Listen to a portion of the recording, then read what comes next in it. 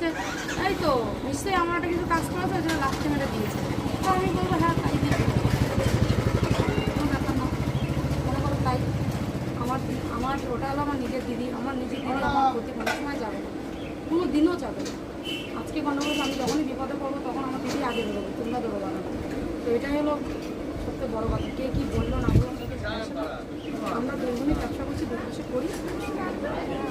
আমার দিদির জন্য আমি সবসময় আছি, আর আমি জানি আমার দিদি আমার পাশে সবসময়, ওর আশীর্বাদ আমার মাথা করে আছে। মানে মানুষ তো উল্টোপাল্টা কমেন্টসের কোনো শেষ নেই, তুমি তো জানো। ভালো ভিডিও করলেও কমেন্টস উল্টোপাল্টা।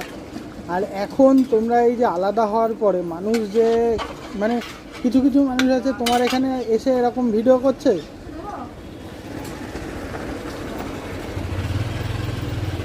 তারপরে আবার তোমার দিদি ওখানে যে তোমার নামে উল্টোপাল্টা কথা বলছে।